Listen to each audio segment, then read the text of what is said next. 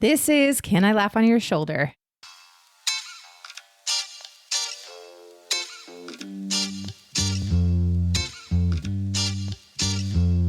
Hey, welcome to Can I Laugh on Your Shoulder? My name is Molly Stillman, and this is a podcast where I get to sit down each week with a different guest and have raw, funny, often brutally honest conversations about the things that matter most. Faith, business, life, and everything in between, where we each learn how to be good stewards of the things we've been entrusted with, even our stories, and how we can use those things to serve others and leave our families, our friendships, and our communities a little better than we found them. I want to create a space where people are unafraid to be themselves and unafraid to ask the questions the rest of us are thinking.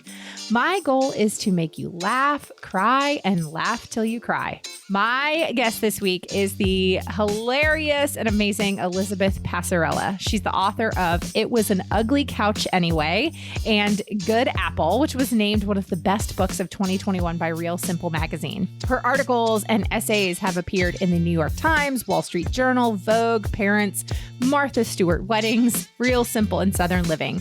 She's originally from Memphis, Tennessee, but now lives in Manhattan with her husband and 3 kids. I have wanted to have Elizabeth on the show for so long for many reasons, because 1, I love her books, but 2, she and I actually are what I like to kind of call editor twins. So we both have the same editor for our books or her books, my single book. I just admire her work. She is a incredibly gifted writer, and she is somebody who I have really just looked up to in her writing.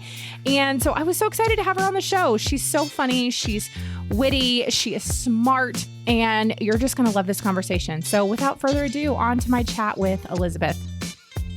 This is a very exciting day on the podcast because I have the incredible Elizabeth Passarella on the show. Elizabeth, welcome. Thank you for being here.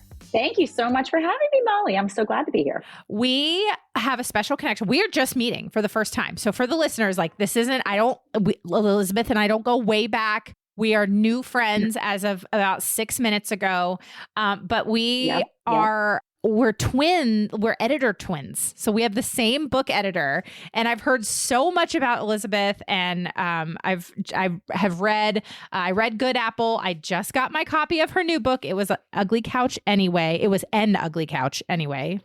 Should use correct grammar.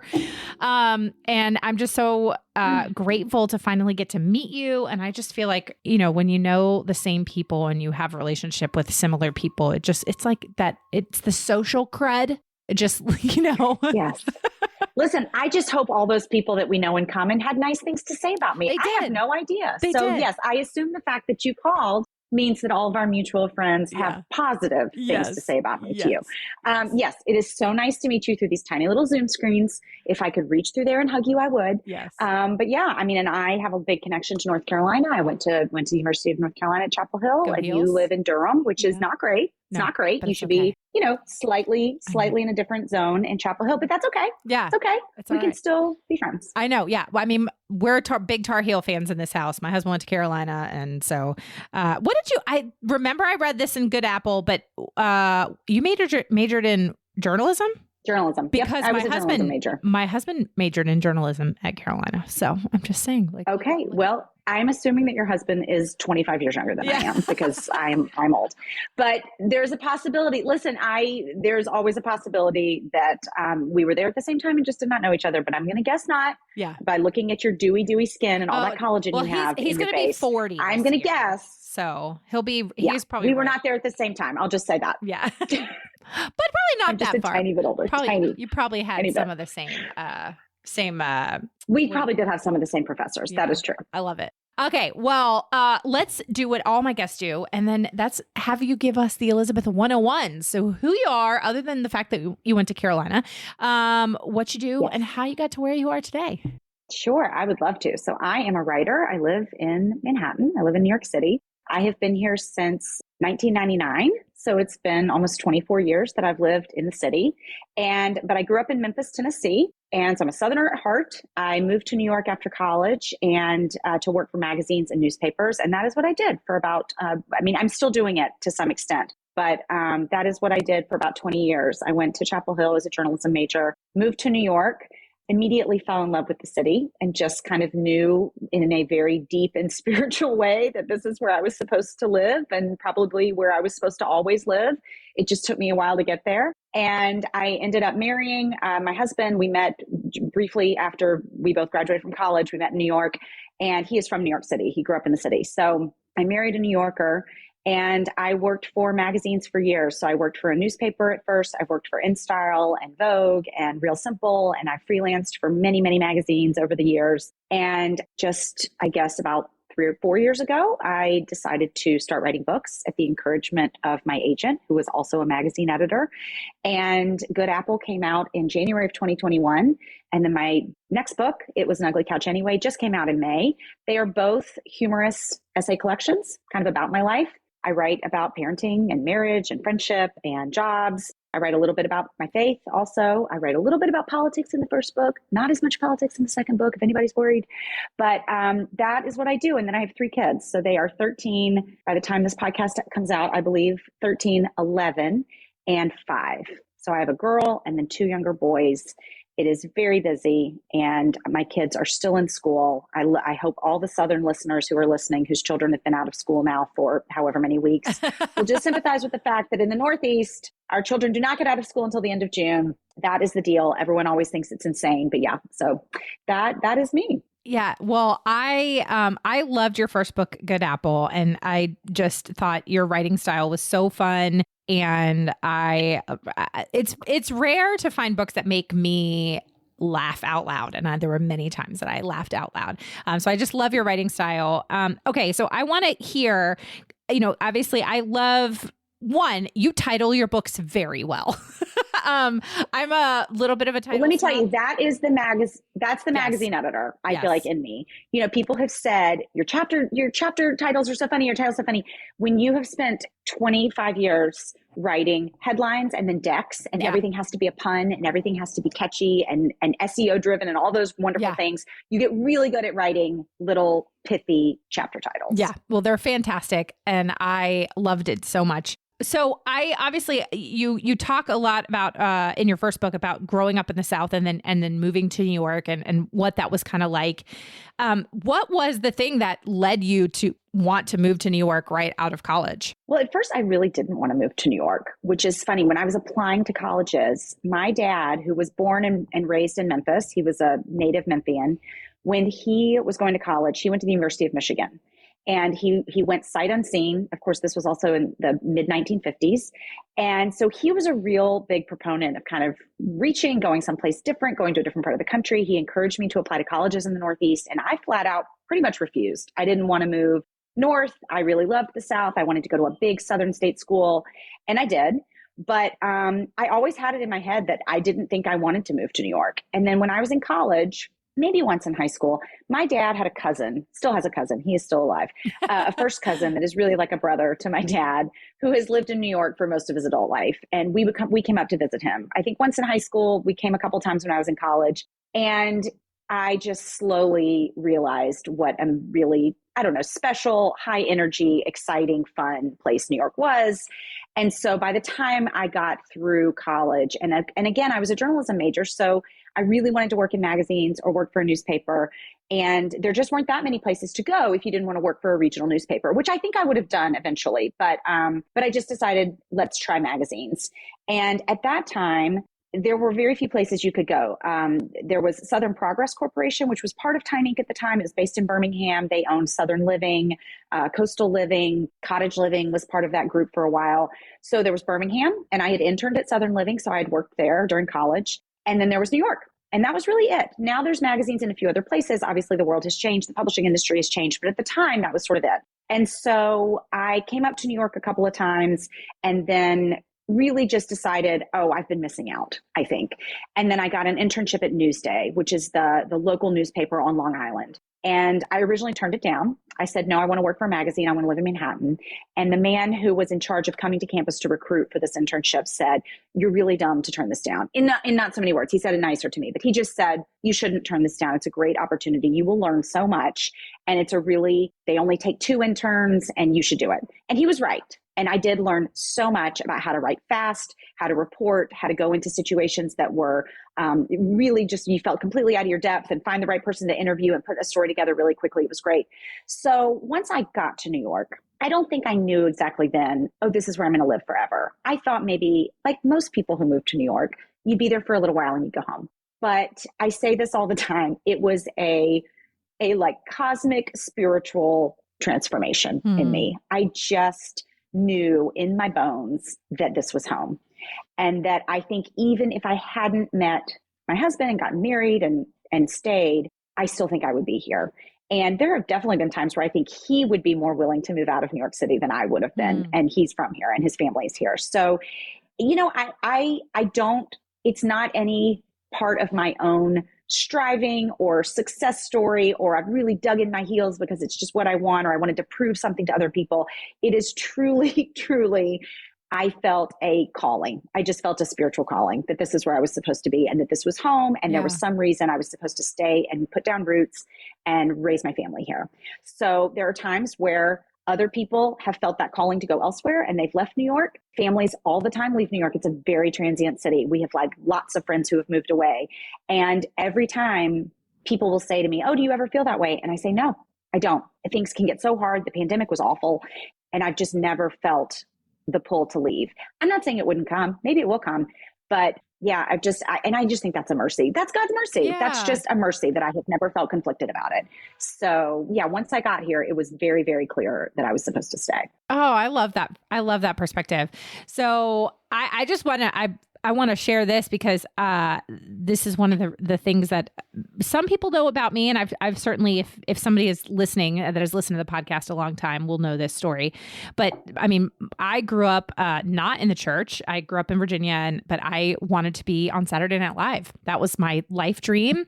That was all I ever wanted to do. And so I did sketch and improvisational comedy for years and years and years and years. And then when I was in college, I went to college in Virginia, but I would, on summer breaks, on winter breaks, I have a cousin, first cousin, who lives in New York, and she worked for NBC for years and MSNBC, and like she worked at, like, her office is in 30 Rock. And so I would go and I would stay with her, and I would take, comedy classes at the Upright Citizens Brigade Theater and the People's Improv Theater and Second City Training Center in New York. And I was just like convinced that was where I was supposed to be. And so New York was like where I was going to end up, and I was going to move to New York, and I knew that city like the back of my hand. I mean, I'd stay with my cousin, but then I also went up with some friends one time, and I stayed for, I want to say it was like 14 days, 3 weeks, something like that. An $8 a night hostel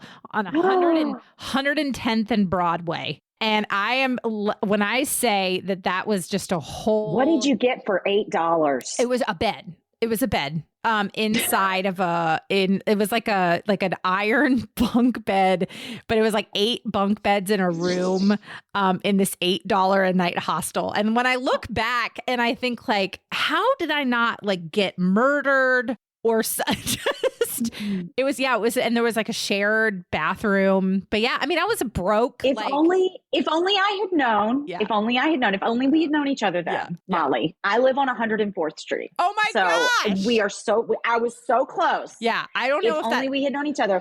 If only God had spoken a little louder to me and said, there is a young woman sleeping in a murder hostel, 6 blocks back. Actually, it's not a murder hostel. See, I'm perpetuating stereotypes about New York City. You were very safe on 110th and Broadway. Yeah. But there is a woman sleeping in an 8-person hostel, $8 a night, who needs you. Yeah. You could have come into my warm, tiny apartment with my probably baby children. I don't know what year this was. Oh my gosh. I could have given you shelter. I want to say heavens. Staying in that hostel was probably summer of 2007. So it was after I graduated. But it was, oh my gosh, it was such an experience. But this was really at a time when the recession was starting to hit, and I was just afraid. And in a lot of ways I was afraid. And to me, that is God's mercy and God's grace, because I didn't move because I was afraid, because I couldn't get a job. I'd applied for a million jobs in New York City. And I was like, I can't move to New York with no job. Like I'm never going to be, afford to live there. And long story short, like God keeping me out of moving to New York kept me in Virginia, but then moved me to North Carolina. And that's where I met my husband. And that's how I got saved. And like, and now I live on a farm in the middle of Orange County, North Carolina. And it's like the opposite of living in New York, which is just so funny, but I wouldn't change it for the world. I do miss doing improv and sketch comedy. I do. There is a little dream in the back of my head that one day I will get to host SNL. I have no idea how that will happen, but I'm like, maybe I'll be like Betty White and I'll host SNL at like 92 years old and it'd be amazing. But who Molly, knows? I have never been to SNL. My husband got to go for his 16th birthday. He tells the story a lot. His 16th birthday, I guess a friend of his parents or a friend from school somehow got tickets and he was able to go. And he still talks about it, how great it was. Yes. I've never been able to go. So if you host, I will if I'm not dead. If you're Betty White's age, I may be dead. No. But if I'm not dead, I will get to come when you host. Here's the thing. Here's what I tell everybody about New York. Even friends of ours who live here for a really long time, a long season, and then they move away and they're sad and torn up and conflicted. And I say, here's the thing. It's not going anywhere. Right. New York's not going anywhere. Life is long. Right. Children do grow. I hear they leave for college. I am actively anticipating that day. I hear it happens. But, the city doesn't go anywhere. And listen, 2007 was also a really tough time to try to get a job. I graduated from college, investment banks were giving jobs to like poetry majors. That's that's the environment I graduated into. It was extremely easy to get a job anywhere. I had friends who were art history majors and next thing you know, they were management consultants at places. So it was really, you hit it at a bad time. Yeah. You did not want to live in an $8 a night hostel. No. And it's not going anywhere. The dream doesn't die. Yeah. The city never is still here and you can still come back. I love it. I will say, okay, this is the last thing I'm going to say and then we'll move on. But I did get to go to SNL. It was the January 7th, 2007 episode. I want to say that was the date. And Jake Gyllenhaal was the host. And this is what you do when you're young and stupid, is I camped out for tickets. And I want to clarify that I camped out in January in New York City. So yes, I slept on a sidewalk outside of 30 Rock in January of 2007. Wow. I still, to this day, I wonder if that's even a possibility. I don't know if they do it anymore. Out for tickets? I'm know. Old and stupid. I'll do that.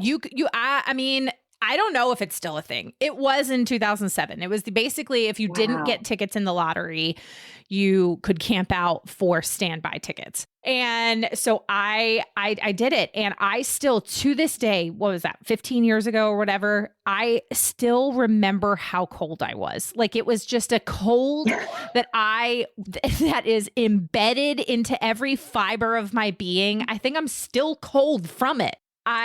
It was rough. January is rough. Cold. There was ice everywhere. And I had not packed with that in mind. So I just was like layering on random pajamas and it just, oh my gosh, it was so cold.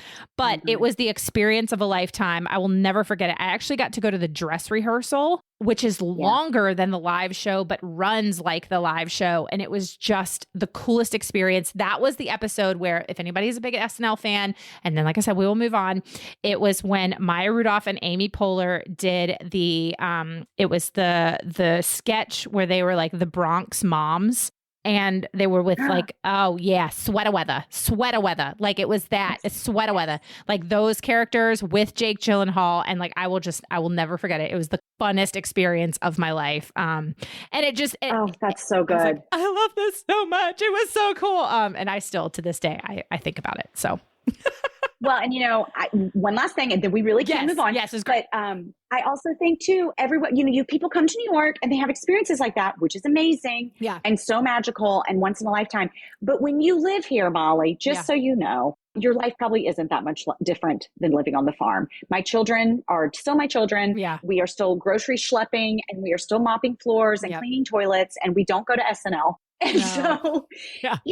I mean, I think that people come to New York like, this is so amazing. And I'm like, yes, but that's not your daily life up here. Your daily life is your daily life, no matter where you live. So that's, anyway, it's, you're living a great life where you are too.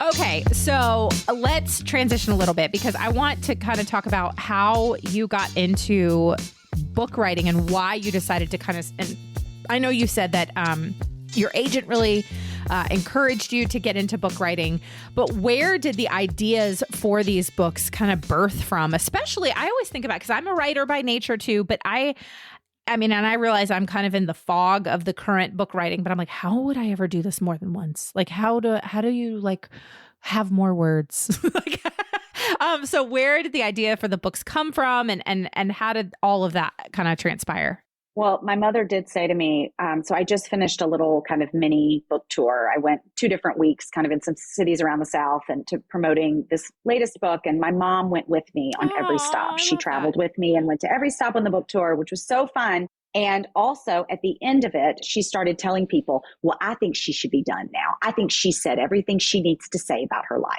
So according to my mother, there is nothing left to say, Molly. I am done. I've said it all. There will be no more books. She would love for there to be no more books. She's tired of me writing about her.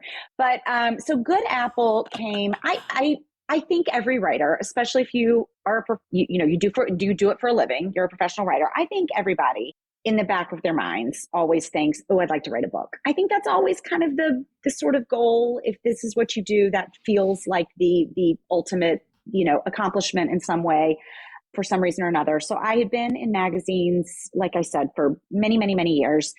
And, magazines have changed. There aren't as many out there anymore. There isn't quite as much work anymore.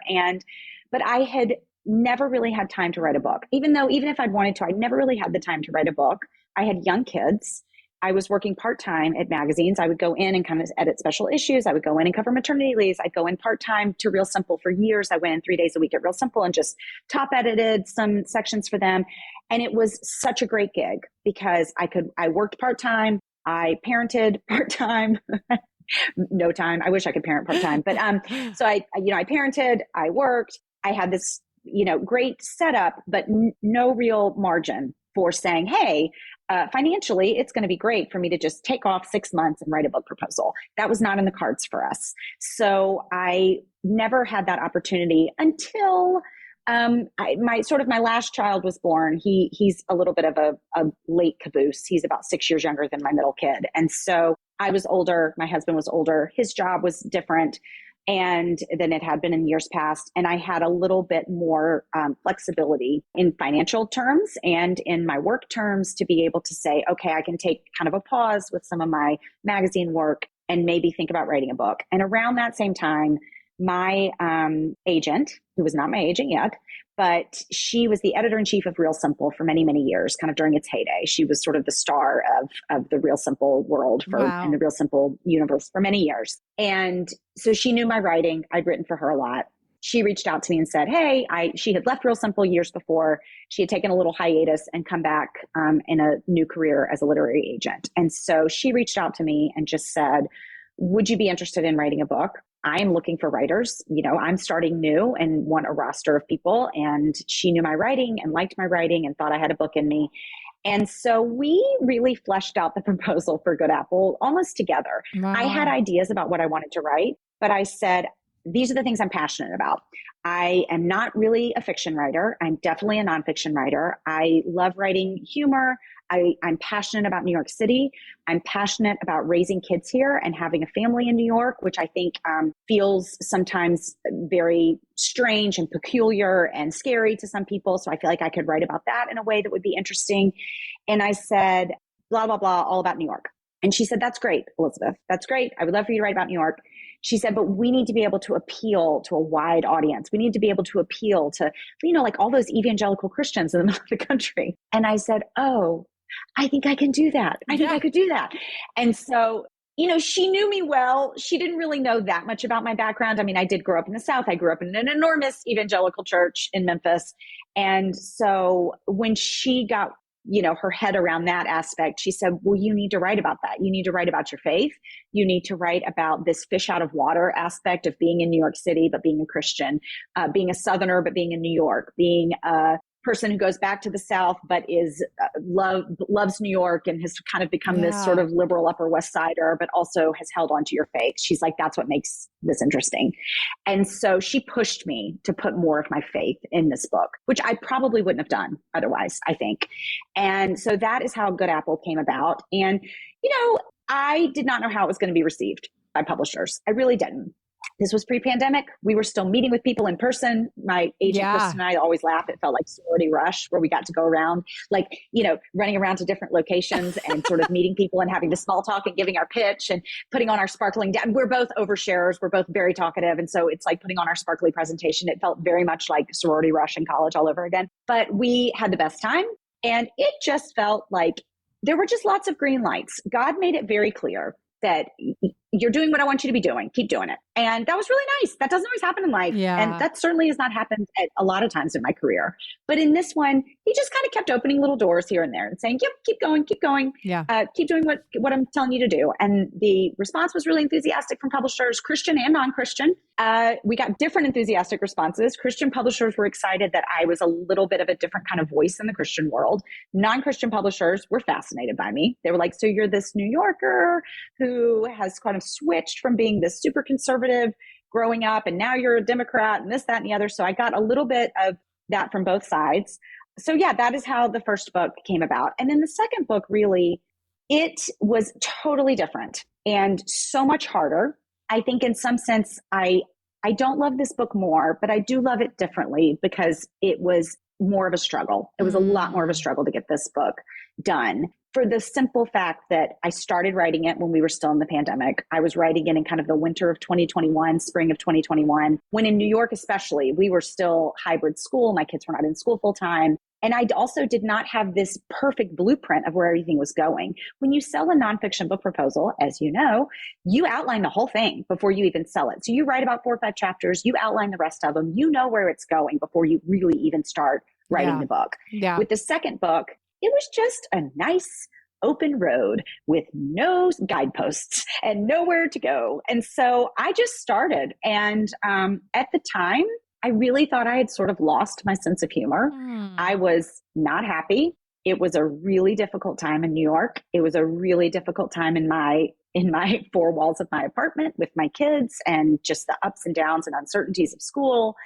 It was a really hard time. And so I started writing, and I think that later that summer, I don't know, maybe in the fall, I kind of I try to get about half a book done before I send it to my agent and my editor and get some feedback from them. And I did that. Maybe it wasn't half, maybe a third. And they both got back to me and said, you don't sound like yourself. You sound a little mean. You sound, I don't know. And they were really loving and kind and gentle about it, but they were right. I was writing just from a tough place. And I think the writing really reflected that. So some of those chapters are still in the book. We did not scrap it, but it took a little bit longer for, I think, my life to even out a little bit and certain things to even out. And for me to have a little perspective, I was writing very in the moment. I was writing very much about what was happening right then. And I needed a little bit of distance to kind of go back. And then, this book, It Was an Ugly Couch Anyway, is really about the thread that goes through this entire book is we sold our 2-bedroom apartment that we had lived in for about 14 years. And with the hopes that we were going to buy a larger apartment in our same building. We loved our building. We wanted to stay in it. And we were going to buy this 3-bedroom apartment that had been abandoned. It was a hoarder situation. It was a complete disaster, just floor to ceiling junk. The woman who owned it, her husband owned it. He had died. She did not live there. She lived elsewhere in the city. And so the thread of this book is that we wrote her a letter. We asked if we could buy it. She said yes. And then we entered into about a 2-year roller coaster, logistical, emotional roller coaster of trying to actually buy this apartment. And it took a really long time. We kind of befriended this woman. She's still in our lives. Lois is what I call her in the book. And so it's kind of the friendship that forms between us. And that story was beginning to take shape. We knew about the apartment, but we didn't really know where it was going, kind of in the spring of 2021. And as I was writing the book, that story also became the main story of our lives, was this apartment and trying to get the apartment and being obsessed about getting the apartment. And then thinking we were going to lose the apartment, and then thinking Lois wasn't going to sell us the apartment, and then thinking Lois was going to sell us the apartment, but she can't find her ID, and all these different things. And so when that started taking shape, that gave the book a lot of structure. But yes, writing the second book was really different. And I don't know what a third book will be at this point. I don't know. I feel like I just have to take a little time and live a little life and see what happens. Yeah. But that is really what got the second book off the ground. Yeah. Well, I love hearing that story and that perspective. And I love especially how you talked about how publishers, like on both sides, both Christian and non-Christian publishers, like didn't know what to do with you for your first book. But I'm curious, like for the second one, I know that it's really a collection of essays, but I love hearing that thread of really almost the metaphor for your life. And the subtitle is "And Other Thoughts on Moving Forward." What was your hope, especially when you started writing this book from a place of pain and kind of a really hard place, which so many people can relate to in the last couple of years? What was your hope in the end, in the final, like finished, polished product? What was your hope that readers and that people would take away and learn from both the hard and the good and the beautiful and the ugly within your story? Well, I think the title comes from the first chapter in the book, which is the title essay, "It Was an Ugly Couch Anyway," which is about this couch that belonged to my dad, that had a long history in our family. It had lived in a lot of locations, and it had ended up in New York. And we were going to have to get rid of it for reasons I will not get into because it is a very long story. But my dad had died in the end of 2019. And so this couch had taken on kind of mythical proportions in my life. I suddenly really didn't want to get rid of it because my dad had died and he loved the couch. It was a piece of him, and I had all these emotions tied up in it. And so when I started this book, when I finished Good Apple and was starting this book, I was grieving my dad. We were in a pandemic. My husband had these very bizarre and really scary sort of series of health problems that also is in the book.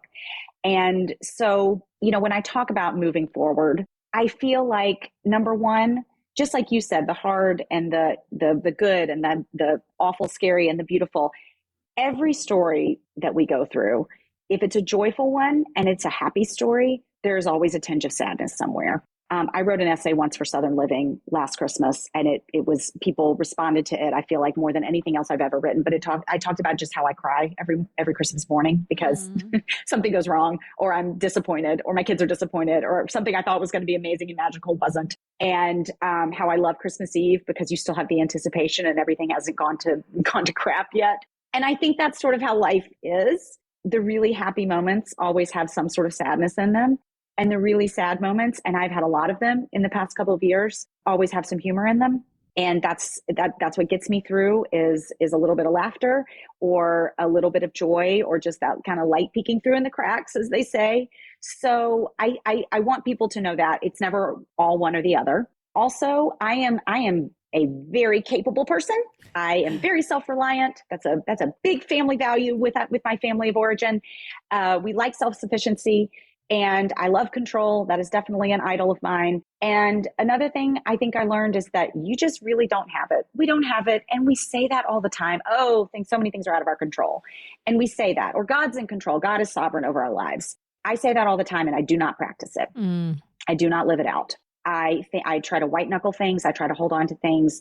I tried so hard to make this apartment thing happen with the efficiency that I desired. I try so hard to give the answers, the medical answers that I wanted in whatever hospital stay we were in. I really feel like if I can just talk to the right person, or I can use the right manners, or I can just, get my sparkling personality in there, or whatever it is, I can fix it, or I can make something happen that I want to happen. And I think what I would also want people to take away, whether they come from my faith background or not, is that we really and truly do not have control over so many things that we think. And there's a freedom in that.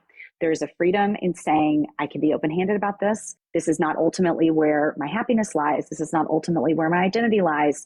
In Good Apple, I talk a lot about politics. And I say, the reason I can be so free of talking about politics when I know there are so many people where I grew up who disagree with me, including my own mother, by the way. The reason I can talk about it freely, the reason it does not scare me, doesn't make me, question my values or anything, is because I know where my identity lies. I know what my foundation is. So when things feel out of control and things feel hard, or things feel that nothing felt more out of control than all of our lives in the past 2 years of that pandemic. So when all of that feels out of control, I can be crazy and chaotic, and things can be like that because I know where my foundation lies. And so, that is really the lesson that I've learned, is I can talk the talk, but I really had to start walking the walk in that sense.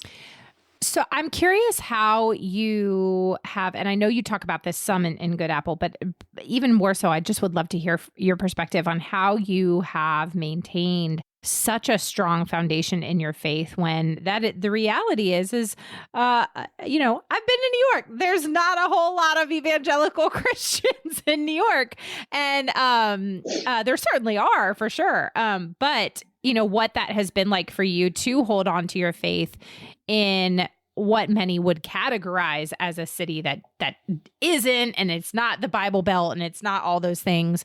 But you've stayed so rooted in your faith and in your foundation. And what has that journey been like for you?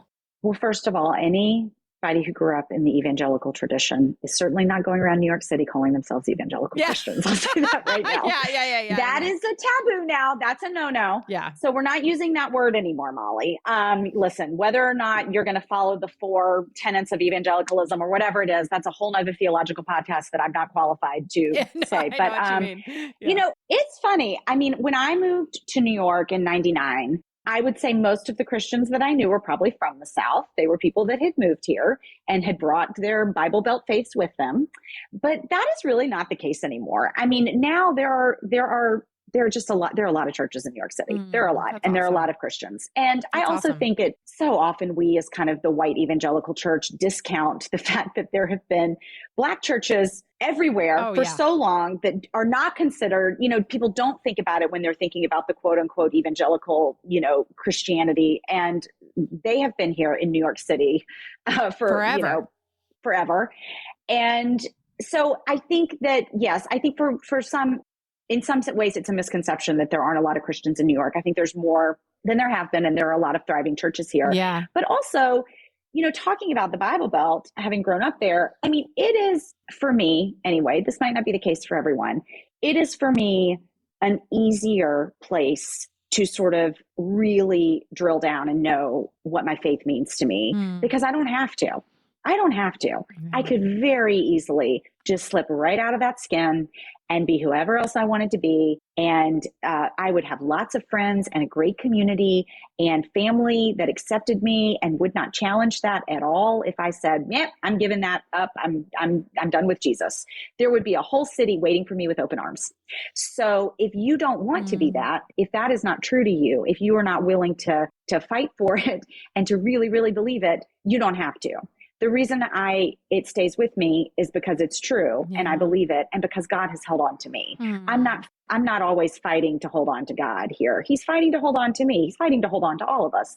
We didn't have to go up to heaven to get him. He came down here and he came into cities like New York, and he, sludged through the dirty streets with bare feet, and he came down here for us. So I think, number one, again, it's just Jesus's love and mercy for me that he's held on to me. So it's not necessarily my doing.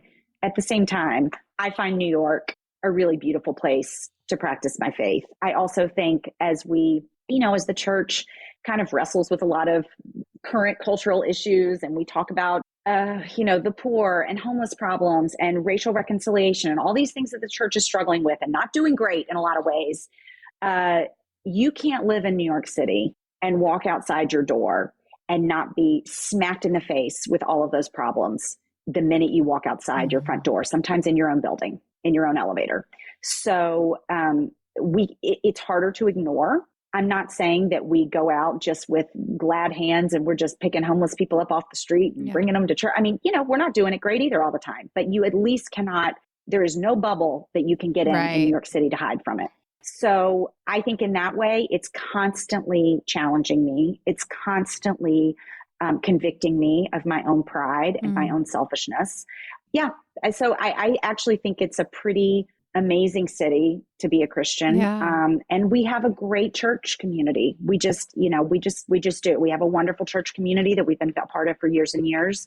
At this point, we've got kids joining the church who were born in New York City, who are native New Yorkers, who are growing up in the church and joining the church. And it looks different. It certainly looks different from the way I grew up. No question about it. Does my church life and my faith look different here than it would probably in Memphis? But it's good. It's good.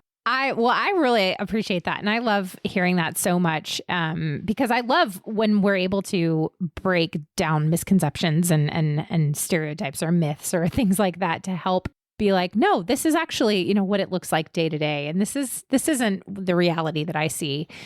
I want to ask you about raising kids in the city because I think I have like I said, my cousin lives in Manhattan, or actually she lived in Manhattan. Once they had their twins, they did move to Pelham. So she takes the train into the city every day. But she did, initially they were living in the city, when they had their first kid. And I have another friend who lives in Brooklyn with young kids, and I'm always just so fascinated by it. And, I would just love for you to share your perspective on raising littles in the city and now teens in the city and what that has been like for them. And what an amazing childhood to just be able to, go. I don't know if you guys go see Broadway shows just for fun on a Friday night or or go to museums. I don't know. We absolutely do not do that. I know. I'm like,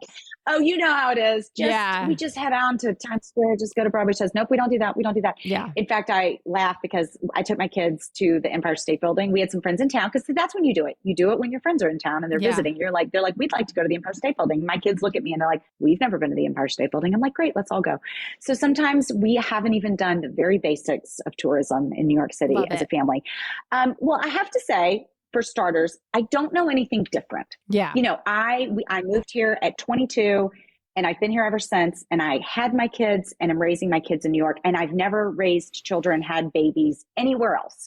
So I don't have anything to compare it to other than my own childhood. But I can't compare raising kids here to raising kids elsewhere, having not done it. But there are certainly sacrifices that you make. Space is obviously the biggest one.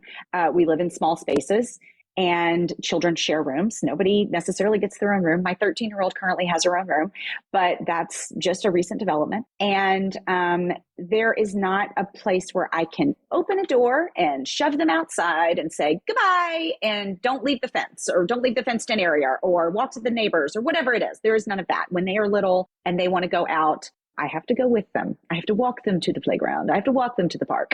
So there are things like that are harder. You walk everywhere.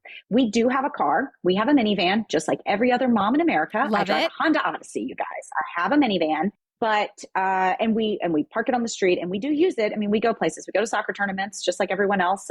But for the most part, your life is on foot. You are pushing a stroller, your kids are on scooters, you're hauling your bags from the grocery home on your shoulders. So there is a lot more, I think, physical exertion with children. However, the upside to that is when you're walking out on the street, I'm not distracted by driving. We're seeing other people. So we're having conversations about either strange things we're seeing on the street or wonderful things we're seeing on the street. We're looking at nature in the park. We're talking about why that guy is yelling at that guy on the corner or whatever it is. Yeah. We have really interesting conversations, you guys, walking around on the street. So I think the walking, the just sort of pedestrian lifestyle can lead to a lot of wonderful conversations with your kids, as opposed to being in a car and being isolated from other people. So there's good and bad to that. There's good and bad to the small space. We don't have a ton of stuff. My kids' toys, they come in, they go out. We don't keep a lot of stuff. We get rid of clothes really easily. It is, I think possessions wise, we have a really good perspective, at least in our family, about possessions because we just don't have room for a lot of things. Yeah. So that's great. That's the upside to living in a small space. It's easier to clean. There are so many wonderful things about living in a small space. And also, when my husband and I are having an argument, my children can hear it. When my kids, they don't disappear to another wing of the house when they're with their friends. Their friends are kind of all in our faces. So there's good and bad to all of these things. But I love raising my kids in an environment where they are just in no way in a homogenous sort of community. Yeah. It's just not possible. And listen, we live on the Upper West Side. We live in a pretty homogenous neighborhood to some extent. My kids go to public school. Their public schools are majority white. We do not, so again, I just want to reiterate, we are not doing everything perfectly. However, they don't live in any sort of bubble where everyone comes from the same background, looks the same, speaks the same language, has the same economic level that they do. They just are constantly surrounded by people who are very different. And part of that is just life stage. Yeah. I love that we live in a building where they are going to have to navigate the elevator with their elderly neighbors who use walkers and wheelchairs. And so, okay, we're going to hold the door open because Mrs. So-and-so needs to be able to get out with her walker, and it takes a long time. Oh my gosh, it takes so long. Yes, we are trying to be patient because it takes Mrs. So-and-so forever to get out the elevator, but we're going to stand here and hold the door for her. Those kinds of things, those kinds of life lessons. So I just love that they're being raised like that. I don't really know how my kids feel about it because, again, they've never known anything different. They spend a lot of time in the South. My sister lives in South Carolina. My mom is still in Memphis. We spend a lot of time down there. And they do occasionally say things like, oh, I wish we had a backyard. And then we get to Memphis and they won't go outside because the mosquitoes are bad. So, kids can't be relied upon. Kids are unreliable. Yes. You cannot base your life about what your kids want. Yep. That's my feeling. Oh, yeah. They are very, very just finicky about what they would like in their lives. So I guess we'll look back in a few years and ask them how their childhood in New York City was. But they don't know anything different. They think it's great because this is all they know. Oh, I think that's so fun. And I like I said, I love New York. And as somebody who at one point in my life really wanted to move there and live there, I just think that's so cool. And I think about, what that would be like. And I love the different cultures and the different things. And what's that guy yelling about? They definitely don't think it's cool. I will say that much. They definitely do not think it's cool. When we say things like, what a gift it is that you do get to go to a Broadway show, because yes, they do. They go to more Broadway shows than probably the average American, for sure. And they just kind of roll their eyes at me. One other thing I want to say, and I wrote a chapter about this in It Was an Ugly Couch Anyway, is in New York, I talk to my friends who are, living in suburban areas and, in driving. And when their kids reach 16 and they start driving, it's just life-changing because now that child can take himself to school. He can drive his siblings to swim practice or whatever it is. Well, in New York, the kids are not really getting their license at 16. Some do, but it's not, it's not a thing. But in middle school, they really start moving around the city for the most part in their neighborhood on buses. My daughter is in 7th grade now. Just this year, she started taking the subway to soccer practice. But really in middle school, they start taking the bus places. They start walking places on their own. They are very independent and it's life-changing. And so if you can make it through the little toddler years, which is really physically exhausting because you're kind of hauling things and pushing strollers, you get to that freedom in terms of your kids being independent and being able to go places and take themselves to their own orthodontist appointments, stuff like that. She can get to youth group on her own. You get to that stage earlier. And I remember being a young mom with new kids and having an older mom say to me, if you can make it through those really young years, it gets so much better and so delightful when they are old enough to go places on their own. And in New York, that happens earlier, and it is a true life-changing, it's amazing. My 13-year-old can pick up her baby brother at a birthday party and bring him home. She can drop him off at a friend's house. She can take him places, and nobody has to get in a car to do it. And so that is really great. That's a great thing about New York. That is such a fun perspective that I would have never considered. My kids are just now at the point where my daughter is definitely she's 9, she's almost 10, but she's going on 97. She's just very mature, very much a firstborn rule follower to a T, in that you give her an assignment and homegirl's going to do every last bit like to the letter of the law. Like she's very It's so weird. That's so unlike the oldest daughter. I so know. strange. I know. So It's strange. just very, very trustworthy. And so we've just now, very recently, for occasional periods, left her home alone, like with her brother for like, if I need to run to the store, you guys are going to stay here. I mean, again, we live on a farm. You can't see our house from the road. We have a landline. Okay. This is who we are. So do we. I know landline is key. But you know, and I just remember the first time I like went to the store by myself and it was so funny or yeah, without them. And they stayed here. And I, you know, before I was like, okay, I'm going to be gone 30 minutes. Here's what you're going to do. Here are your rules. And it was like every 15 minutes, my daughter was calling and she was like, okay, Amos has taken his shower. What do we do now? And I'm just like, you guys can just play. You can hang out. Like you can.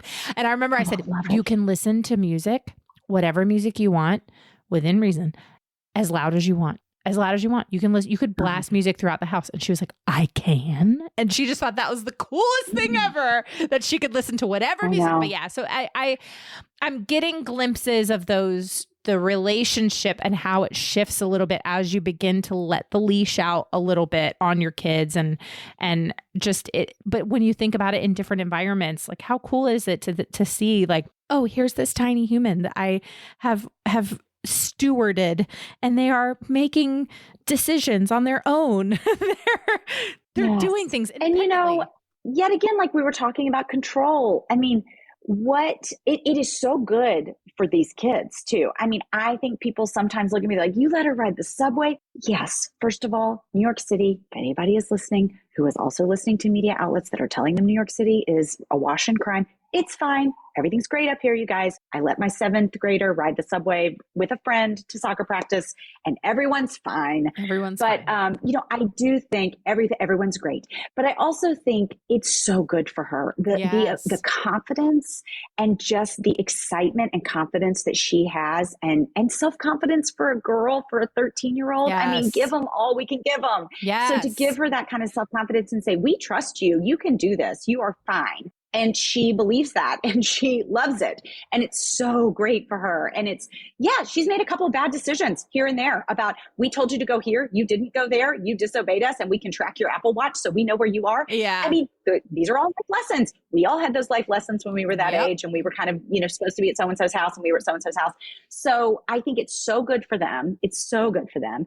And also, as I was talking about before, about control issues, listen, you can try to hold on and try to protect them and try to hold everything and orchestrate every little step that they take throughout this big bad world. And you can't do it. Yeah. At some point you have to let go and let God. And those preteens are going to do what they're going to do in some sense. And you hope that the lessons you've taught them and the things that you've told them, they are going to take them with them. Sometimes they do. Sometimes they don't because they're dumb, because they're kids. But you just cannot control every single aspect of these kids' lives. So, yeah. Oh, that's so good. Elizabeth, this is so fun. I just love you. And I love your heart and your humor and your perspective on things, your wisdom. I'm so excited about your book and just what else is brewing there within you. I know your mom says that you're done, but I don't know if you're done. So she says I'm done. So yep. And if mom says it. Fortunately, you guys, I do not take career advice from my mom. So it's okay. I don't think I'm done. She might just need a little break. She might need a little bit of a break from listening to me talk about myself and her and our family in public for a little while. And then she might come back around. I love it so much. It's just like, oh yeah. Yep. Mm-hmm. I totally got it. All right. Well, Elizabeth, what's on the horizon? How can people keep in touch with you? How can people follow your work and all of that? Sure. Well, I am most active on Instagram. I am ES Passarella on Instagram. And I do post, there haven't been a ton of updates lately, but I do post a lot of information about the apartment. If you want to see what the hoarder apartment looked like, I have lots of pictures. If you want to see the progress that we're making, we're renovating it right now. It is like a very dramatic transformation. So that is really fun if you want to follow along with that. And then, you can find out about my books and everything on my website, which is just elizabethpassarella.com. Love it. Thank you so much for being here. It was so awesome to meet you. You're amazing. Thank you so much for having me. This was so fun. I told you that you just feel like Elizabeth is an old friend. She's just that kind of soul who really you just immediately click with, connect with. She's so great. I hope you loved this conversation. I would love to know what you loved or what you learned. Let us know on social media. You can find me at Still Being Molly or at Can I Laugh Pod, wherever you get your socials. And would you take a moment and head on over to whatever podcast app you're listening to and leave a review? Leaving a review lets me know what you're liking, how the show's impacting you, and all of that. And don't forget to click that subscribe or follow button. Thank you as always for listening. Thank you to the team at Third Wheel Media for producing the show. And for you, I hope something this week makes you laugh till you cry. We'll see you next week. Bye.